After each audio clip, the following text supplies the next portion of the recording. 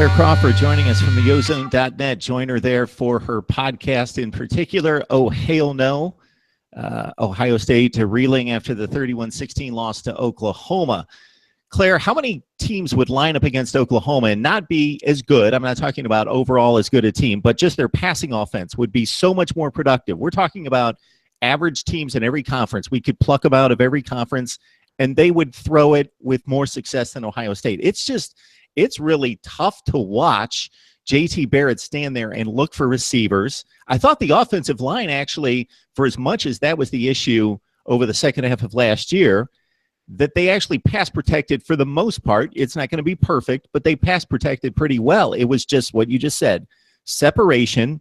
And J.T. maybe it's difficult when you're watching on TV because you don't see the play downfield as the play's developing, but J.T. holding the ball and waiting for something. And then I try to not be the guy that can outcoach the coaches that know more than them because I know 1/10 or 1/1000th of what they know about football, especially guys like Urban Meyer and Kevin Wilson. But I watched Oklahoma's offense, and it seemed very creative. And I watched Oklahoma's offense, and I thought, why couldn't they do that with J.K. Dobbins? Slip him out of the backfield.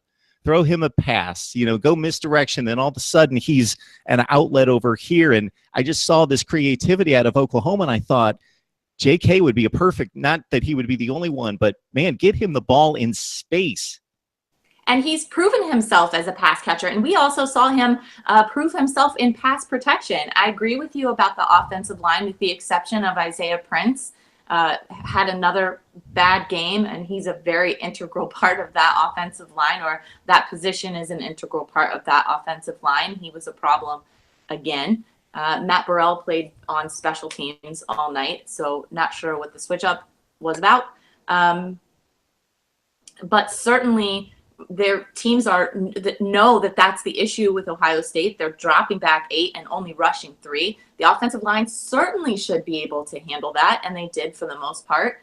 And on the second part of what you mentioned, as far as the creativity, that's definitely something that the Buckeyes are able to do with the talent that they have, especially with J.K. Dobbins, especially with that. That is J.T. Barrett's strength.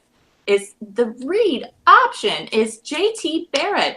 And I feel like he's being kind of forced into being something that he's not. And I think that's partially responsible for his appearance of regression, or appearance of him staying kind of in the same spot. And I don't know whether it is the fact that Kevin Wilson is running an up-tempo offense and they don't necessarily have time for slower developing or more complicated plays.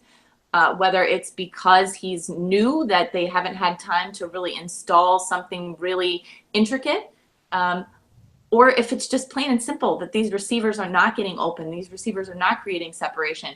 JT doesn't trust, JT doesn't have confidence to throw them open. JT is not making good zone reads, or he's not going through his progressions.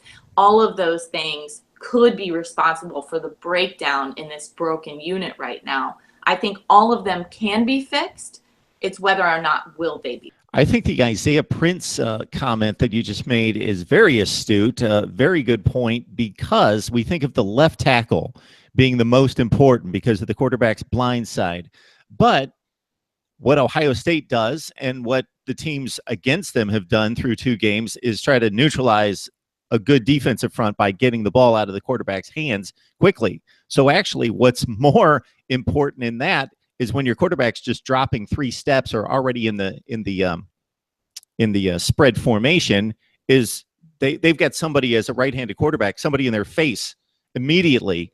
And the left side isn't quite as important if they're releasing the ball quickly because they're coming from the backside. We're thinking more traditional offense in the pros, where the left tackle is more important because the guy's standing in the pocket forever and waiting for things to develop. But the right side is extremely important in the quick offense because J.T. Barrett, in this case, has a right tackle and the defensive end right in his face immediately when that's not being blocked. So that's difficult.